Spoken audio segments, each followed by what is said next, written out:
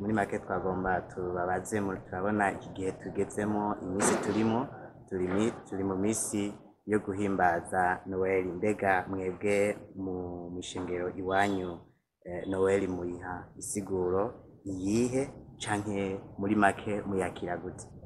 Amazina nitwa Desiderata Uwimfura, nsanzwe ndi umwungere muri rusange, bavuga pasteur nibyo tumenyereye. Dongo ishengero ry'umwungere mwiza Bon Berger rikorera mu ntara ya Ngozi. Ishengero iwacu kuko turabakristo, twizera umwami Yesu Kristo. Kubw'ivyo rero Noel tuyakira nk'umunsi wo kwibuka rwose, nk'uko bibereye kugira igihe kidasanzwe cyo kwibuka yuko Imana yakunze abari mu isi kugeza rwaho yiha ishusho y'umuntu mu mwana wayo Yesu Kristo ikaza mu isi. Ni igihe rero kidasanzwe cyo gusubira gushemagiza urukundo rw'Imana no kubyibuka rwose. Rero birabereye ko n'abandi bose bazoza baravyibuka, kuko Kristo ntiyabambwe gusa, ariko Kristo yaravutse, kandi kuvuka kwiwe ni ikintu kidasanzwe Imana yerekanye c'urukundo kugira ngo idukize, idutabare. Nakaryo rero k'umunezero, nakaryo ko gushima Imana, nakaryo ku kwiyibukira rwose yuko urukundo rw'Imana rwatugendeye, yuko Imana yibutse umuntu umuco waraje mu isi, umuco w'ukuri ushobora kutumurikira tukamenya ibibi byatugiye mu mitima, tukamenya ahantu duhagaze tutategerezwa guhagarara, tukibona icyo turi mu Mana n'agaciro Imana iduha, kuko uwo muco ari wo Kristo Yesu waje muri iyi Noel duhimbaza. Niwe udufasha kumenya ibyo byose, ufise aho yikosora akikosora. Ego, murakoze cyane kw'iyo nyishu itomoye. Ikindi naco nagomba ndabaze, mbega iwanyu mw'ishengero iwanyu uyu munsi muhimbaza gute? Mw'ishengero iwacu tuwuhimbaje, turiko turawuhimbaza kandi duhora tuwuhimbaza mu munezero mwinshi cane. Ubuhoho turiko tuwuhimbaza mu ijambo rivuga ngo nezerwa cane wasiwe wakira umukiza. Niryo jambo dufise tumazemwo indwi turiko turabibamwo, kuko iyi si turiko ariyo Imana yerekaniye ko urwo rukundo ruhambaye.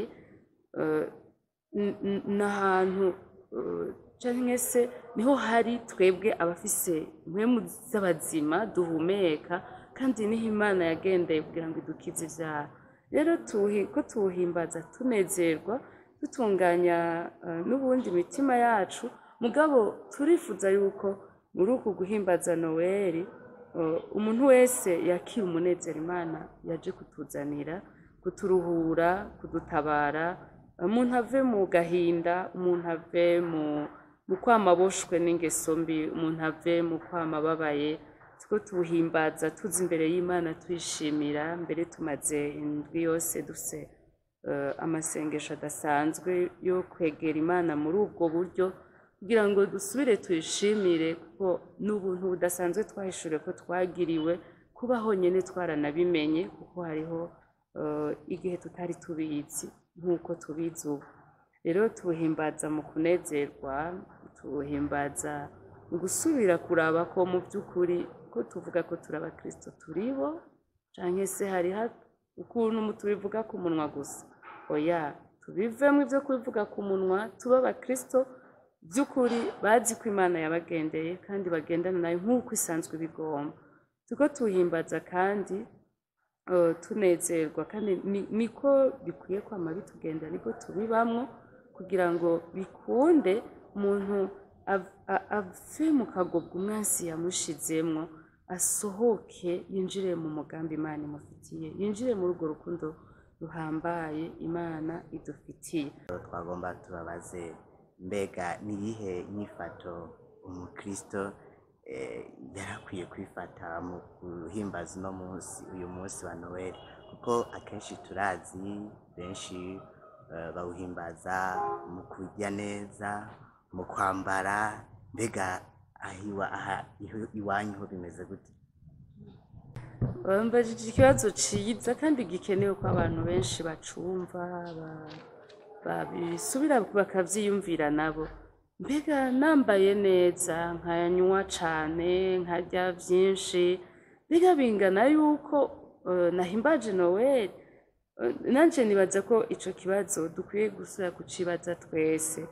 Nivyo mumbajije ati abandi baranywa barambara, kwambara si bibi, kunywa ibikenewe kunyobwa si bibi, gufungura ibibereye gufungurwa si bibi, oya si bibi, mugabo igihambaye cane twebwe twitaho kandi dushimikako nuko umuntu atambarira ku biteye isoni mu mutima, nuko umuntu adafungurira ku ndambi, nuko umuntu atanywera, kwiboreza n'ukwibagiza amagorwa, n'ukugerageza gukononera ubuzima bwiwe mu bitagira akamaro.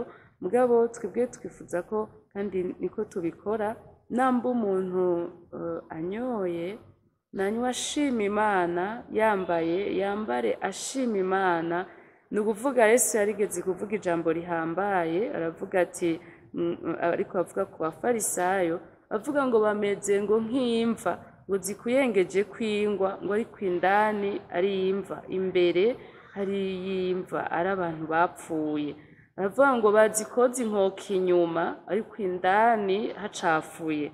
Rero ivyo sivyo twari twifuza, ahubwo ngira ngo kari gakwiye kutubera akaryo gasubira kutwibutsa ko Imana yankunze gutya, none nanje ndiko ndabaho gute? Ubwo ntavyo nkora biyibabaza.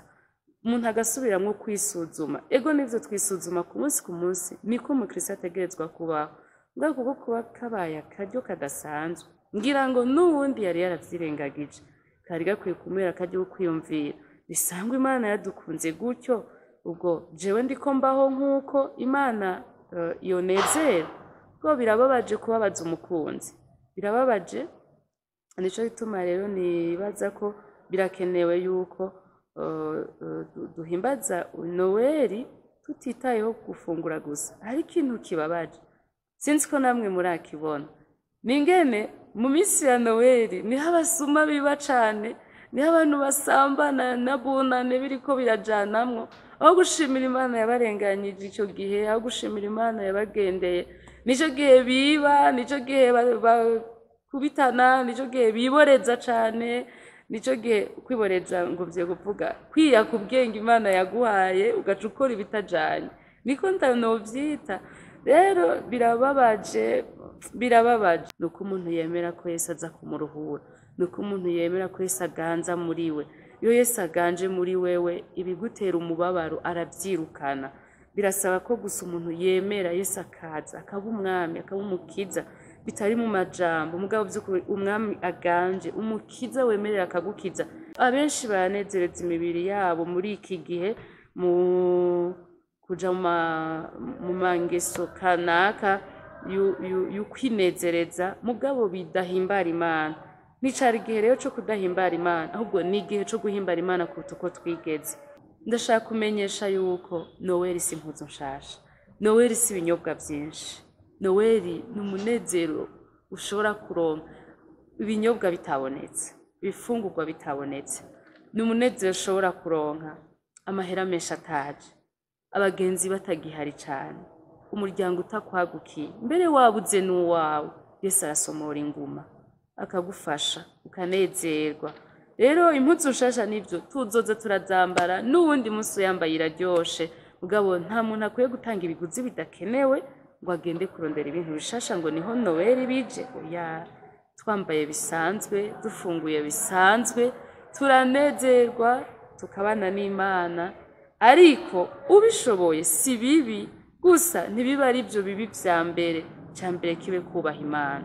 Mu kurangiza, numva nifuza gose kwifuriza vy'imvamutima no mu bushobozi bwa Mpwemu Yera Noeli nziza. Umuntu wese ariko aratwumviriza, ariko arumviriza aya majambo, ndakwifurije Noeli nziza. Irashoboka, birakunda ko ubuzima bwawe butungana, birashoboka yuko uba amahoro. Yesu akugire neza muri no Noweli, aguhe umunezero, akumare imibabaro. Dusomye mu majambo y'Imana, Bibiliya iratwereka ngo Imana yumvise ugutaka kw'Abisirayeli, iravuga ngo manukanywe no kubakiza, ndabadugane, ndabakure mu gihugu c'umubabaro, ndabashikane mu gihugu gitamba amata n'ubuki. Ndakwifurije Noweli yo kuvanwa mu bihe vy'umubabaro, ukinjizwa mu gihugu c'umunezero, arico c'ubwami bw'Imana.